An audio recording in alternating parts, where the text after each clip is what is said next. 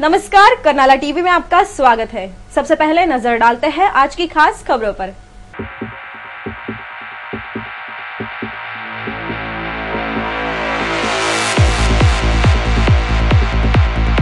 विधानसभा में गूंजा चिरनेर बाढ़ का मामला। बाढ़ से प्रभावित परिवारों को तत्काल मुआवजा देने की विधायक विवेक पाटिल ने की मांग। कानूनी कार्रवाई में उलझने के डर से आपदग्रस्तों से ना करे किनारा। कर्तव्य पूर्ति के लिए नागरिकों को प्रेरित करने वाली कर्नाला टीवी की विशेष पेशकश। हर घर शेखा पक्ष की कार्यकारिणी का हुआ ऐलान। अध्यक्ष पद पर रामशेठ करावकर की तो पुरोगामी युवा संगठन के अध्यक्ष पद पर गुरुनाथ गायकर की नियुक्ति। विधायक विवेक पाटिल ने दी बधाइयां। और दिन दहाड़े नवीन पनवेल में लुटेरों ने दिया बड़ी लूट को अंजाम। वेर्नेकर ज्वेलर से लगभग 45 लाख रुपयों का सोना लेकर लुटेरे हुए चंपर। 26 जुलाई 2005 का मंजर आज भी लोगों के जहन से उतरा नहीं है। इस मंजर की यादें चिरनेर गांव में बृहस्पतिवार को फिर एक बार जीवित हुई। बृहस्पतिवार को हुई मूसलाधार बारिश ने चिरनेर वासियों को भयभीत कर दिया। इस बारिश की गूंज विधानसभा में सुनाई दी। विधायक विवेक पाटिल ने इसके बारे में सदन में औचित्य का मुद्दा उपस्थित कर बाढ़ पीड़ित ग्रामवासियों को मुआवजा देने की मांग की। जैसे ही जुलाई महीने की शुरुआत होती है, नागरिकों के मन में डर पैदा हो जाता है कि कहीं बारिश उनके जीवन को प्रभावित ना कर दे। और आखिर क्यों न हो, क्योंकि 26 जुलाई 2005 की वो यादें आज भी रोंगटे खड़े कर देती हैं। उस प्रलयंकारी बारिश ने समूचे रायगढ़ में तबाही मचा दी थी और हर तरफ कोहराम मचा दिया था। हालांकि उतनी भयानक स्थिति उसके बाद पिछले 6 सालों में कभी भी देखने को नहीं मिली थी। लेकिन बृहस्पतिवार को रात 9 बजे से शुरू हुई मूसलाधार बारिश ने पनवेल और उरण की सीमा रेखा पर बसे चिरनेर गांव में हड़कंप मचा दिया। इस जोरदार बारिश के चलते चिरनेर में एक दो नहीं बल्कि तकरीबन 200 घरों में पानी भर गया और रात के अंधेरे में चिरनेर वासियों को इस बारिश ने भयभीत कर दिया। हालांकि रात का वक्त होने के बावजूद भी लोगों ने धैर्य का परिचय देते हुए स्थिति का डटकर मुकाबला किया और अपने जानमाल की हिफाजत की। इस बाढ़ में गांव वालों को काफी नुकसान झेलना पड़ा। इस घटना की जानकारी मिलने के बाद विधायक विवेक पाटिल ने चिरनेर पहुंचकर बाढ़ से पीड़ित क्षेत्र का दौरा किया और जिला परिषद के स्वास्थ्य विभाग, तहसीलदार, कृषि विभाग और अन्य संबंधित विभागों के अधिकारियों को घटनास्थल पर बुलाकर जांच एवं कार्यवाही के आदेश दिए। इस दौरान स्थानीय ग्रामवासी संतोष ठाकुर और सुरेश पाटिल ने हमारे संवाददाता को इस बाढ़ के बारे में विस्तृत जानकारी दी।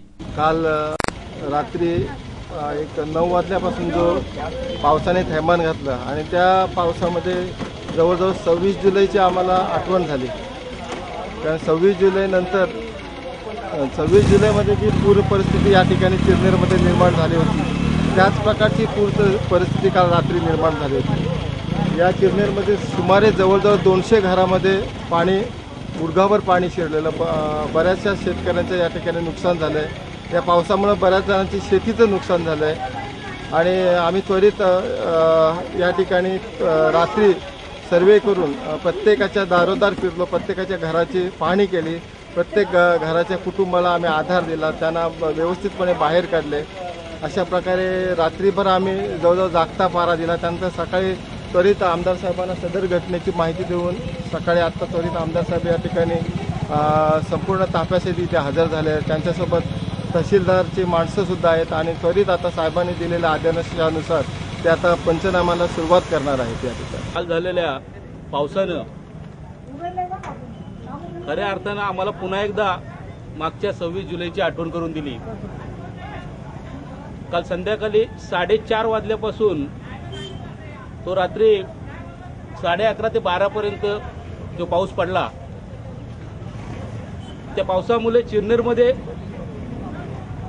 कधी घुसलं नव्हतं एवढं पाणी काल पूर्ण 7 पाड्यामध्ये गेलं आणि जवळजवळ 200 ते 250च्या आसपास घरं 3 ते 4 फूट पाण्याखाली गेली आणि या घरामध्ये पाणी घुसल्यामुळे चिरनेरच्या रहिवाशांचा फार मोठं नुकसान झालेलं आहे। किमती मौल्यवान वस्तू, अन्नधान्य, कपडे लत्ते वगैरे सर्वांचं फार नुकसान झालेलं आहे। आम्ही तात्काळ या परिस्थितीची जाणीव माननीय आमदार साहेब विवेकानंद पाटील यांना करून दिली। त्याचप्रमाणे तहसील कार्यालय, बीडीओ, पोलीस खाते यांच्याशी संपर्क करून त्यांना सुद्धा त्वरित घटनास्थळी येण्याचं आम्ही आवाहन केलं आणि त्यालाच प्रतिसाद म्हणून आज सकाळी 8 वाजता माननीय आमदार साहेब, सर्व महसूल खात्याचे कर्मचारी, पंचायत समितीचे कर्मचारी, गावातले प्रतिनिधी यांनी संयुक्तरित्या चिरनेर गावाचा पाहणी दौरा केला आणि ज्या लोकांचं या पुरामुळे नुकसान झालेलं आहे त्यांना तात्काळ भरपाई शासनाने द्यावे अशी आमदार साहेबांची आग्रही मागणी आहे. आमची सुद्धा चिरनेर ग्रामस्थांच्या वतीनं, चिरनेर ग्रामपंचायतच्या वतीनं सर्व शासकीय कर्मचाऱ्यांना नम्रतेची विनंती आहे की याच्यामध्ये कुठल्याही प्रकारचा पक्षपात न करता ज्या ज्या लोकांचं या गावामध्ये नुकसान झालेलं आहे त्या नुकसानीची पाहणी करून त्यांना जास्तीत जास्त भरपाई मिलावी अशी आमची शासनाच्याकडे आग्रही मागणी आहे. इस बाढ़ की गूंज विधानसभा में भी सुनाई दी। विधायक विवेक पाटिल ने इस बाढ़ के विषय में अधिवेशन के 5वें दिन औचित्य का मुद्दा उपस्थित कर चिरनेर वासियों की व्यथाएं सदन के समक्ष रखी। श्री पाटिल ने सदन में इसके बारे में निवेदन किया। उन्होंने अपने भाषण में कहा कि बृहस्पतिवार से शुरू हुई मूसलाधार बारिश की वजह से चिरनेर गांव में पानी भर गया था और तकरीबन 200 परिवार बाधित हुए हैं। हालांकि गांव में आए बरसात के पानी का रिसाव होने के लिए जितने बड़े पैमाने पर नालों की जरूरत है उनका पूरी तरह से अभाव है, जिसकी वजह से चिरनेर पर हमेशा बाढ़ का खतरा मंडराता रहता है।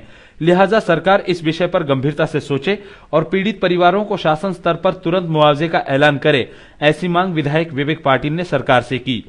श्री पाटिल की मांग के बाद विधानसभा अध्यक्ष दिलीप वलसे पाटिल ने गंभीरता से सोचते हुए उस पर अमल करने के निर्देश सरकार को दिए हैं। कुल मिला के बृहस्पतिवार को हुई इस घटना के बाद सरकार का ध्यान केंद्रित कर तात्काल उसे विधानसभा में उपस्थित कर विधायक विवेक पाटिल ने चिरनेर ग्रामवासियों के जख्मों पर मरहम लगाया है। मुंबई विधानमंडल से करनाला टीवी के लिए नीलेश म्हात्रे की रिपोर्ट। आए दिन हो रही सड़क दुर्घटनाओं के दौरान अगर हम एक अच्छे नागरिक बनकर घायल व्यक्तियों को समय पर अस्पताल पहुंचाए तो हो सकता है उन मासूमों की जान बचाई जा सके। प्रस्तुत है नागरिकों की कर्तव्य भावना को जागरूक कर उन्हें आपातकालीन परिस्थितियों में कर्तव्य निभाने के लिए प्रेरित करने वाली हमारी ये स्पेशल रिपोर्ट। क्या इंसान की जान इतनी सस्ती है कि वो लहूलुहान होकर बीच सड़क पर मौत का इंतजार करे? क्या उसे जीने का अधिकार नहीं है? यह सभी सवाल जहन में तब उठते हैं जब कोई सड़क दुर्घटना होती है। आमतौर पर ऐसा देखने को मिलता है कि जब कोई सड़क हादसा होता है तो हादसे में घायल व्यक्ति मदद की प्रतीक्षा करते हैं, लेकिन बदकिस्मती से हर कोई केवल तमाशबीन बनकर या तो देखता रहता है या फिर पुलिसी कार्रवाई के डर से घटनास्थल से भाग निकलता है और ऐसे में समय पर वैद्यकीय उपचार न मिलने की वजह से घायल दम तोड़ जाते हैं। फिर सवाल यह उठता है कि क्यों इंसान अपने कर्तव्य से दूर जा रहा है? अगर उसका कोई अपना बीच सड़क पर लहूलुहान पड़ा दिखाई दे तो क्या वो उसे उसी हाल में छोड़कर आगे निकल जाएगा? सवाल बड़ा टेढ़ा है लेकिन वास्तवदर्शी है। मंगळवारी सकाळी 9:30 वाजता मला वाहनचे रविशेठ पाटील यांचा फोन आला की रमाकांत तुमच्या गावातील सोमू नावाच्या मुलाचा ऍक्सिडेंट झालेला आहे आणि त्यांच्या घरी ताबडतोब निरोप दे। मी त्याच्याबरोबर त्याला गाडीमध्ये बसून लाईफलाईन हॉस्पिटलला पाठवलेलं आहे, तर त्यांच्या माणसांना ताबडतोब हॉस्पिटलला पोहोचून दे। नंतर मी तसाच तासन पाट्यावरनं पहिला गव्हाण पाट्यावर गेलो आणि तिथं बघितलं तर त्याला सोमनाथला ऑलरेडी दवाखान्यामध्ये नेलं होतं आणि तिथं गाडी बघितली की हां ही सोमनाथचीच गाडी आहे। पण नंतर मग मी त्यांच्या घरच्यांना फोन केला असं झालंय आणि सुदैवानं घरचे सुद्धा हॉस्पिटलच्या दिशेने निघाले होते। अशा पद्धतीनं एक रविशेठ पाटील आणि त्या ठिकाणी उपस्थित असणारे आमचे गावचे लीलाधर आणि शरद यांनी जो समंजसपणा दाखवला की कोण आहे कुठला आहे हे न बघण्यापेक्षा पहिला प्राण वाचले पाहिजे या उदार हेतून त्यांनी जी मदत केली ती मदत खरोखरच आम्ही म्हात्रे कुटुंबीय त्यांचे आभारी आहोत। आणि या विभागातील नागरिकांना सुद्धा माझी एक विनंती आहे की आज मोटरसायकल म्हणा किंवा कुठल्या गाडीचा ऍक्सिडेंट जे होतात रस्ती तर तो कुठला आहे, कुठल्या गावचा आहे, कुठल्या पक्षाचा आहे हे न बघता त्याला ताबडतोब हॉस्पिटलमध्ये पोहोचवणं आपलं कर्तव्य आहे हे समजून प्रत्येक नागरिकाने याची दक्षता घेतली पाहिजे। पोलिसांचा ससीमेरा माझ्या मागे लागेल मग मी कशाला उचलू अशा पद्धतीचा विचार न करता त्याला ताबडतोब जर हॉस्पिटलला पाठवलं तर सोमनाथ सारख्या तरुणांचे निश्चितच प्राण वाचतील। अब जरा उन पहलुओं पर भी नजर डालेंगे कि आखिर क्यों इंसान अपने कर्तव्य से दूर जा रहा है। सबसे पहली बात, जब इस तरह की कोई सड़क दुर्घटना होती है और अपने कर्तव्य के प्रति सजग होकर कोई व्यक्ति दुर्घटना की खबर पुलिस को दे देता है तो पुलिस उसी व्यक्ति को इस कदर सवालों के घेरे में खड़ा कर देती है मानो दुर्घटना को उसी ने अंजाम दिया हो।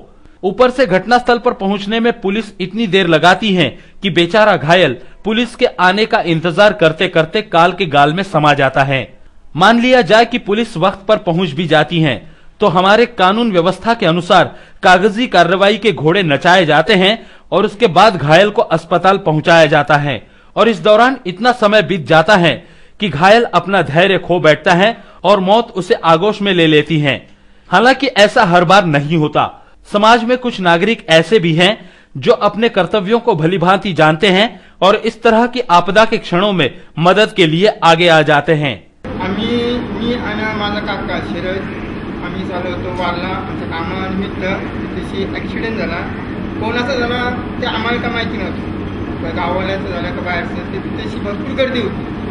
नंतर आम्ही तिथं थांबल्यानंतर तिथं रविशेठ आले, बरीच लोक होती.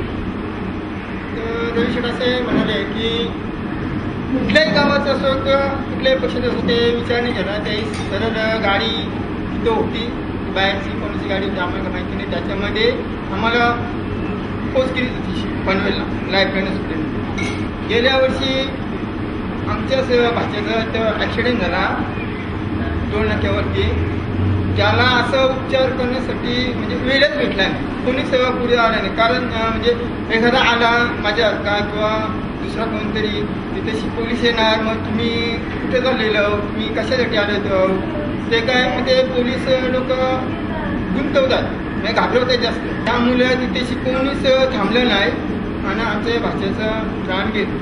माझी अशी विनंती आहे की तिथेशी ॲक्सिडेंट झाल्यानंतर तो कुठला आहे, कुठल्या गावाचा आहे, तो विचार न करता त्या व्यक्तीला ताबडतोब हॉस्पिटलमध्ये पोहोचवा. ऐसे लोगों की वजह से ही घायलों की जान बच जाती है। आपदा के समय आपदग्रस्तों को सहायता करना कितना जरूरी है, इसका ताजा उदाहरण हम आपको दिखाना चाहते हैं। इस उदाहरण के जरिए किसी व्यक्ति के नहीं बल्कि समाज की अच्छाई को हम आपके सामने लाना चाहते हैं। घटना मंगलवार की है। उरण तालुका अंतर्गत रांझणपाड़ा गांव का सोमनाथ नाम का एक युवक बाइक फिसल जाने की वजह से गव्हाणफाटा हाईवे पर लहूलुहान पड़ा हुआ था।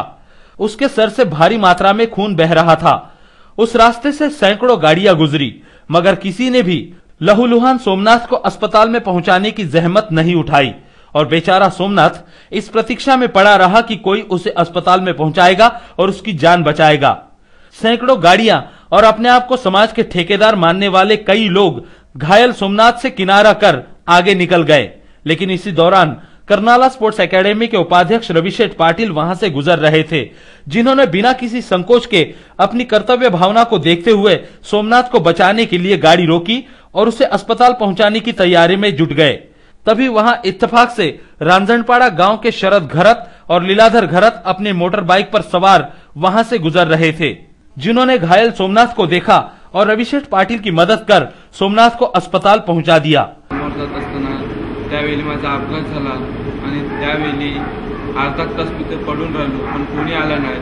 आणि तिथे रविशेठ आणि आमच्या गावातल्या लीलाधर आणि शरद हे आले आणि त्यावेळी मला उचलून नेले आणि हॉस्पिटलमध्ये मी तिथे पडूनच राहिलो. हॉस्पिटलमध्ये मला नेला, अर्धा तासानंतर मला तिकडे नेला आणि त्यावेळेला माझं प्राण वाचलं. विनंती आहे की कोणताही अपघात झाला तरी पोलिसाच्या वतीनं तर पडून नाही राहिला पाहिजे, कोणी पण मदत केली पाहिजे त्या माणसाने आणि त्या माणसाने उचललं असे गरजेचं आहे.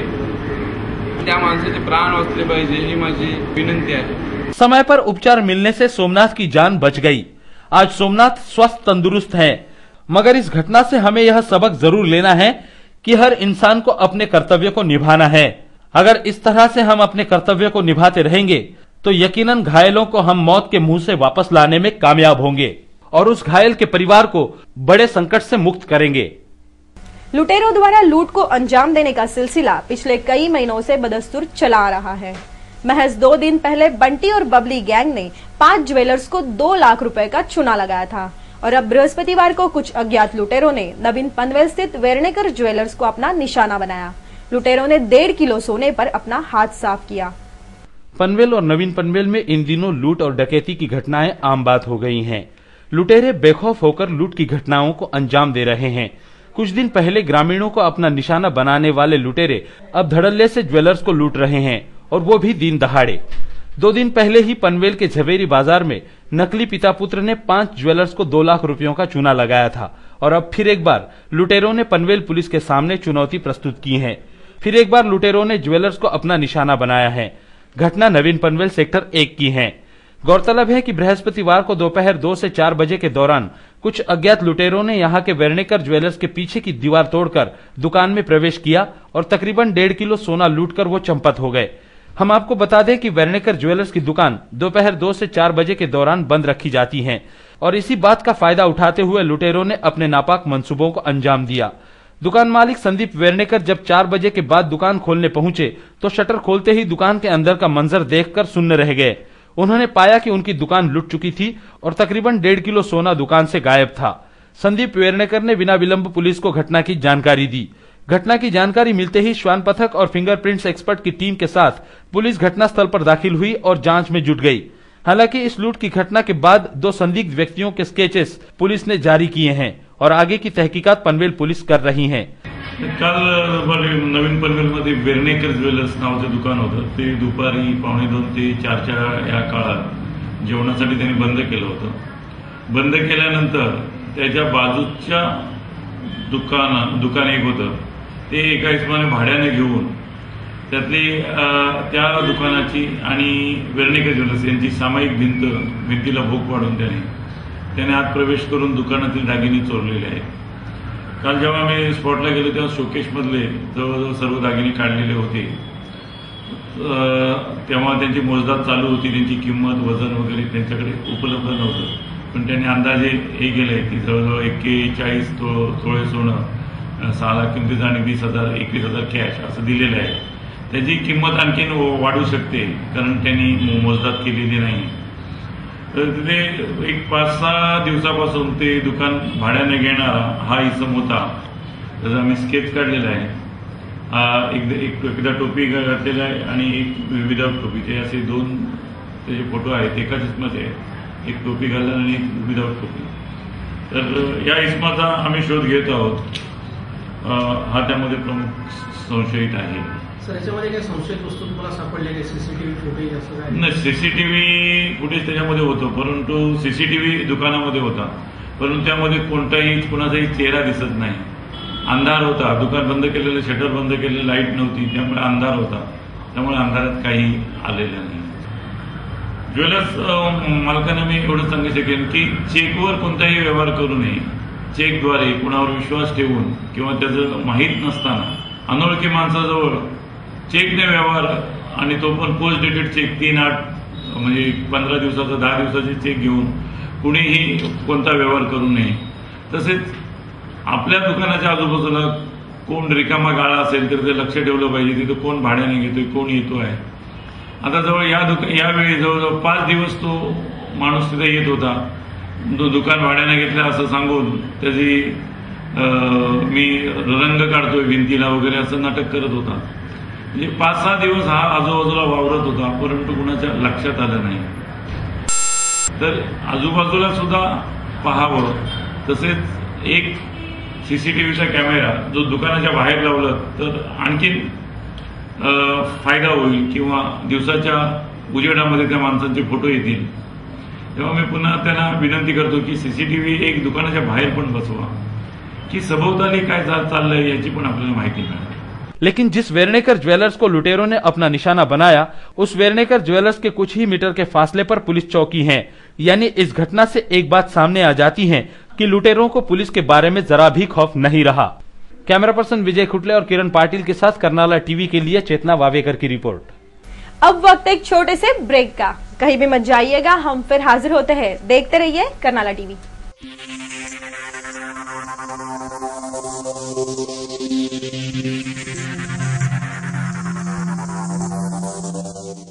जनतेचा एकच निर्वाळा बँक असावी तर कर्नाळा नागरी सहकारी बँक।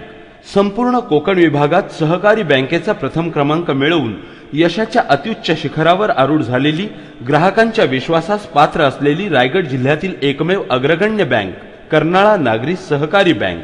केवळ 14 वर्षांच्या काळात यशाची गगनभरारी घेणाऱ्या बँकेच्या ठेवी 255 कोटींच्या वर, स्थापनेपासून रिझर्व्ह बँकेच्या निकषानुसार ग्रेड 1 आणि वैधानिक लेखा परीक्षणात अवर्ग दर्जा कायम राखलेली जनतेच्या विश्वासाची बँक कर्नाळा नागरी सहकारी बँक. भांडवल पर्याप्ततेचे प्रमाण 13.2%. बँकेचा निव्वळ नफा 3 कोटींच्या वर. एनपीएचे प्रमाण 6.19%. मुदत ठेवी अर्थात डिपॉझिट्सवर आकर्षक व्याज. ज्येष्ठ नागरिकांना 1% अधिक व्याज. कर्जासाठी सुयोग्य मार्गदर्शन आणि बँक लॉकर्सचीही सेवा उपलब्ध. त्याचबरोबर वीज ग्राहकांची दगदग मिटविण्यासाठी आम्ही सुरू केले आहे वीज बिल भरणा काउंटर. बँकेने सुरू केली आहे सोने तारण कर्ज योजना. दर 11% व्याजाने. Maharashtra state cooperative bank association मुंबईद्वारे बँकेला मिळाले आहे पहिल्या आणि दुसऱ्या क्रमांकाचे पारितोषिक. त्यामुळेच बँकेच्या प्रगतीत मानाचा तुरा खोवला गेला आहे. अत्याधुनिक सेवा सुविधांनी सुसज्ज अशा आमच्या शाखा खारघर, नवीन पनवेल, महाड आणि तक्कागाव. बँकेच्या यशाचा आलेख सदैव चढता ठेवण्यासाठी कटिबद्ध आहेत आमचे सर्व संचालक आणि आमचे मार्गदर्शक बँकेचे अध्यक्ष माननीय आमदार विवेकानंद पाटील. माननीय आमदार विवेकानंद पाटील यांच्या उक्तीप्रमाणे अविश्रांत मेहनत आणि प्रामाणिकपणा हे यशाचे गमक या ध्येयाने आपल्या सेवेसाठी तत्पर आहेत बँकेचे मुख्य कार्यकारी अधिकारी तथा सरव्यवस्थापक हेमंत सुताने आणि त्यांचा कर्मचारी वृंद. तेव्हा बँकेच्या विविध योजनांचा लाभ घेण्यासाठी आणि सौजन्यशील सेवेसाठी सोमवार ते शनिवार सकाळी 9:30 ते 1:30 आणि दुपारी 2:30 ते सायंकाळी 6 या वेळेत प्रत्यक्ष संपर्क साधा. आमचा पत्ता कर्नाळा नागरी सहकारी बँक लिमिटेड, रतन मार्केट, पहिला मजला, टपाल नाका, उरण रोड, पनवेल. आमचे दूरध्वनी क्रमांक आहेत 27459111, 2746 2700 आणि 32983363. जनतेचा एकच निर्वाळा बँक असावी तर कर्नाळा. कर्नाळा नागरी सहकारी बँक.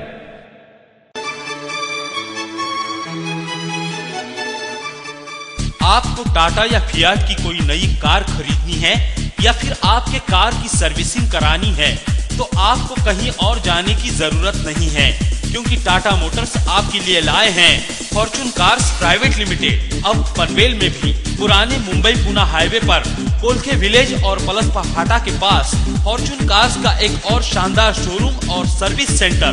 हमारे यहाँ आपको मिलेगी टाटा और फियाट कंपनी की हर प्रकार की कारें, जैसे टाटा की इंडिगो मांझा, इंडिगो सियर्स, Indica, Indica Vista, Safari Dicor, Sumo Victa, Sumo Grande MK2, जेनॉर और दुनिया में तहलका मचा देने वाली नैनो कार. वही फियाट की पुंटो और लिनिया गाड़ी भी हमारे यहाँ उपलब्ध है. फॉर्च्यून कार्स ने अब शुरू किया है अपना सर्विस सेंटर भी, जहां तजुर्बेकार मैकेनिक्स के जरिए आपके गाड़ी के हर पुर्जे की जांच कर हम आपको प्रोवाइड करेंगे सर्वोत्तम सर्विस. तो देर किस बात की, अपने और परिवार के सपनों को साकार करने के लिए फौरन आइए हमारे पास. आपके सपनों को साकार करने का वादा फॉर्च्यून कार्स का यही है इरादा.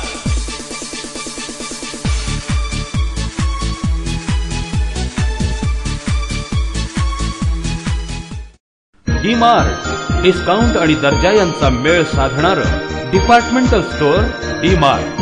परिपूर्ण खरेदीचं सर्वोत्तम ठिकाण, स्वस्त, मस्त आणि प्रशस्त वातानुकूलित शॉपिंग सेंटर डी-मार्ट. डी-मार्ट मध्ये आहेत 8,000पेक्षा जास्त वस्तूंच्या व्हरायटीज.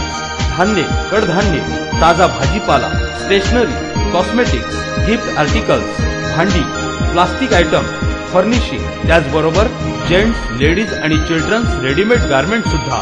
डी-मार्ट कुटुंबातील प्रत्येकासाठी, प्रत्येकाच्या गरजेसाठी. डी-मार्ट दररोज डिस्काउंट, दररोज बचत. सकाळी 10 ते रात्री 10 अखंड विनम्र सेवा फक्त डी-मार्ट मध्ये, म्हणजेच डिस्काउंट मार्ट मध्ये. आमचा पत्ता D-Mart, plot number 1, sector 9E, sector 14 समोर, सिडको वॉटर टँक जवळ, रोडपाली गाव रोड, कळंबोली. डी-मार्ट. आजच आमच्या कळंबोली शाखेला भेट द्या आणि खात्री करा. संपर्क नंबर 9167307580, म्हणजेच 9167307580. आमची शाखा नवीन पनवेल मध्येही कार्यरत आहे. डी-मार्ट. जनहिताचा निर्वाळा दैनिक कर्नाळा. पनवेल, रायगड आणि नवी मुंबईसह आसपासच्या घडामोडींचा वेध घेणारं आपल्या हक्काचं व्यासपीठ दैनिक कर्नाळा. कला, क्रीडा, समाजकारण, राजकारण, अपराध जगत इत्यादी क्षेत्रातील ताज्या घटनांचं प्रतिबिंब दैनिक कर्नाळा, आपल्या भावभावनांचं दर्पण आणि आपल्या हक्काचा आवाज दैनिक कर्नाळा।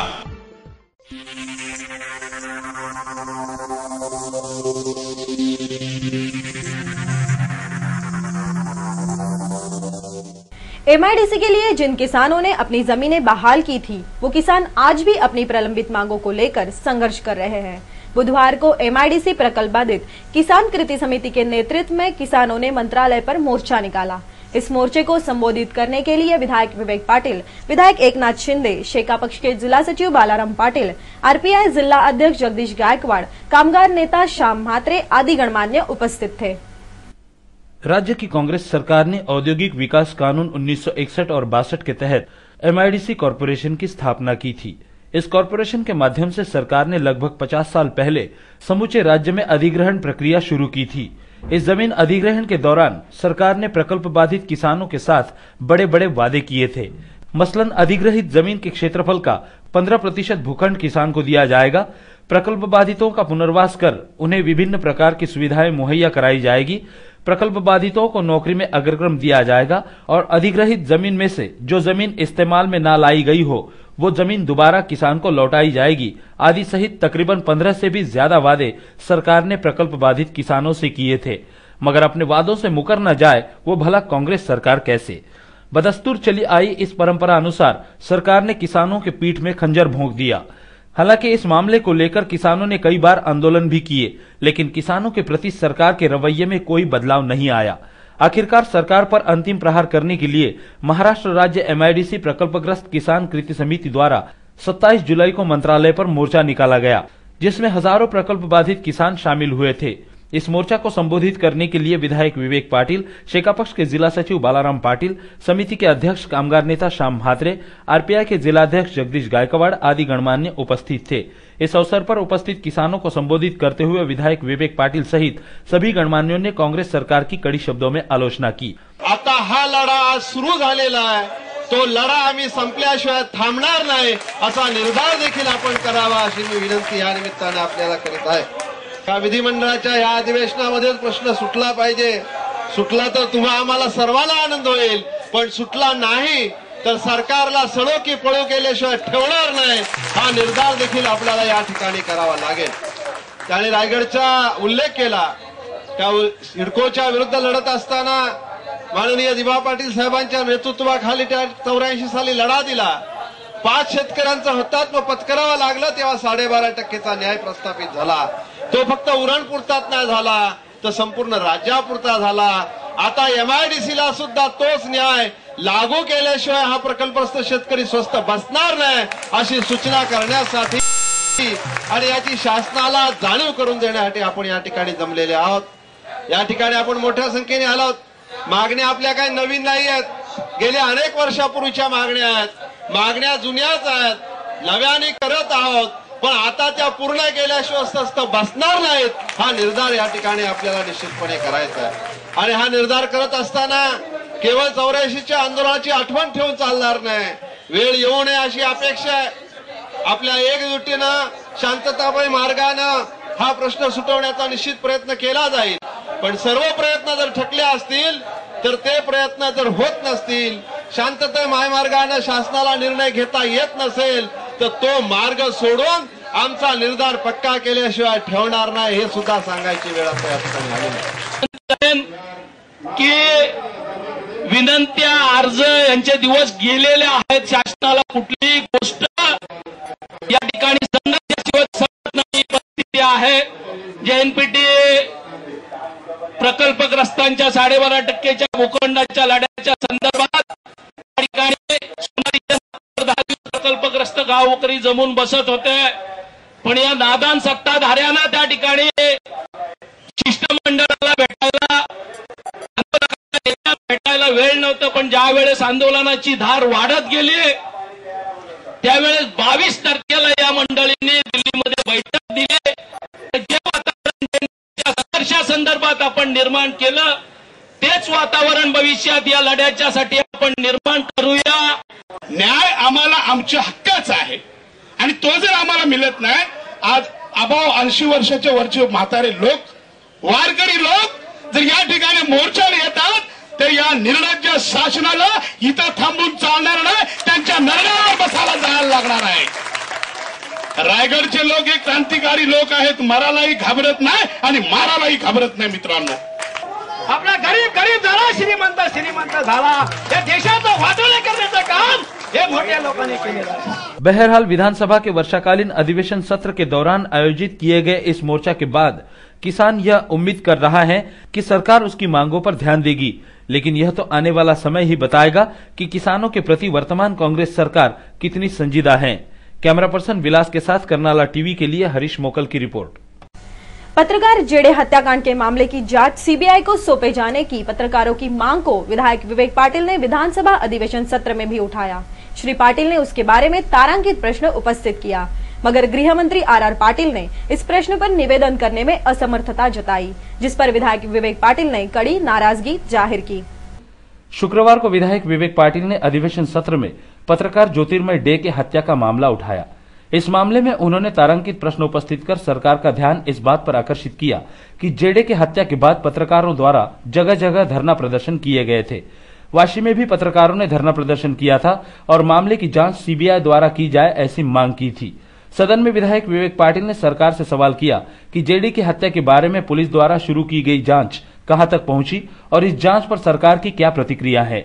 विधायक विवेक पाटिल द्वारा उपस्थित किए गए इस प्रश्न के लिखित जवाब में गृह मंत्री आर पाटिल ने बताया कि जेडी की हत्या के मामले में 11 जून 2011 को पवई पुलिस थाने में दफा 302, 34, भारतीय हथियार कलम 3, 25 और 27 के तहत मामला दर्ज किया गया है और उपरोक्त आपराधिक मामले को अपराध प्रकटीकरण शाखा को आगे की जांच के लिए वर्ग कर दिया गया है. इस मामले में 8 आरोपियों को हिरासत में लिया गया है और उन्हें 18 जुलाई तक पुलिस रिमांड पर भेज दिया गया था. ऐसी जानकारी गृह मंत्री आर पाटिल ने सदन को दी. भले ही गृह मंत्री आर पाटिल ने मामले के बारे में जांच ब्यौरा प्रस्तुत किया हो, मगर मामले को सीबीआई को सौंपने की पत्रकारों की मांग को मंत्री महोदय ने दरकिनार किया, जिस पर विधायक विवेक पाटिल ने कड़ी नाराजगी जताई. खारघर में शेका पक्ष को मजबूती प्रदान करने के लिए तथा वहां के नागरिकों की समस्याएं सुलझाने के लिए शेका पक्ष की नई कार्यकारिणी गठित की गई, जिसका ऐलान बृहस्पतिवार को शेका पक्ष जिला सचिव बालाराम पाटिल ने किया. इस अवसर पर नवनिर्वाचित पदाधिकारियों का सत्कार विधायक विवेक पाटिल के हाथों किया गया. शेतकरी कामगार पक्ष की खारघर कार्यकारिणी का ऐलान बृहस्पतिवार को किया गया. विधायक विवेक पाटिल की अध्यक्षता में बुलाई गई बैठक में इस बात की घोषणा शेका पक्ष के जिला सचिव बालाराम पाटिल ने की, जिसके मुताबिक खारघर शेतकरी कामगार पक्ष के अध्यक्ष पद पर शेका पक्ष के वरिष्ठ नेता रामशेठ करावकर, उपाध्यक्ष पद पर उमेश पाटिल, धर्माशेठ तुड़ेकर, पुरोगामी युवा संगठन के अध्यक्ष पद पर युवा नेता गुरुनाथ गायकर तो उपाध्यक्ष पद पर कैलाश म्हात्रे की नियुक्ति की गई. इस अवसर पर नवनिर्वाचित अध्यक्ष रामशेठ करावकर को विधायक विवेक पाटिल, बालाराम पाटिल तथा गुरुनाथ गायकर आदि ने बधाइयां दी और उनका अभिनंदन किया.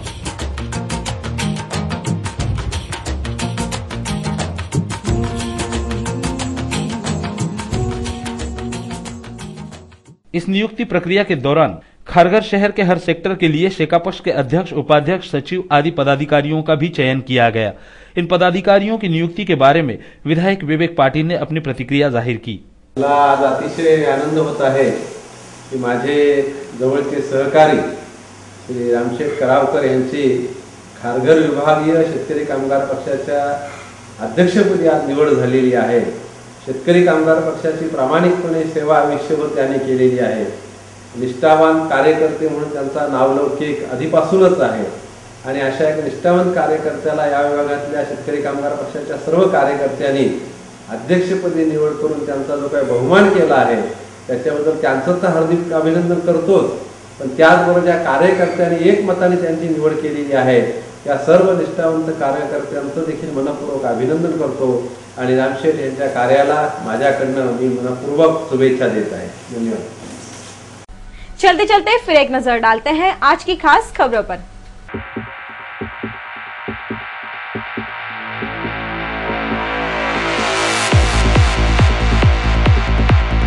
विधानसभा में गूंजा चिरनेर बाढ़ का मामला. बाढ़ से प्रभावित परिवारों को तत्काल मुआवजा देने की विधायक विवेक पाटिल ने की मांग. कानूनी कार्रवाई में उलझने के डर से आपदग्रस्तों से ना करे किनारा. कर्तव्य पूर्ति के लिए नागरिकों को प्रेरित करने वाली करनाला टीवी की विशेष पेशकश. खारघर शेका पक्ष की कार्यकारिणी का हुआ ऐलान। अध्यक्ष पद पर रामशेठ करावकर की तो पुरोगामी युवा संगठन के अध्यक्ष पद पर गुरुनाथ गायकर की नियुक्ति। विधायक विवेक पाटिल ने दी बधाइयां। और दिन दहाड़े नवीन पनवेल में लुटेरों ने दिया बड़ी लूट को अंजाम। वेर्नेकर ज्वेलर्स से लगभग 45 लाख रुपयों का सोना लेकर लुटेरे हुए चंपत। आज के लिए बस इतना ही। करनाला टीवी के बारे में आपकी कोई राय या सुझाव हो या फिर आप कोई खबर देना चाहते हैं तो आप हमें 27457338 इस नंबर पर संपर्क कर सकते हैं। आपसे फिर मुलाकात होगी, तब तक के लिए नमस्कार।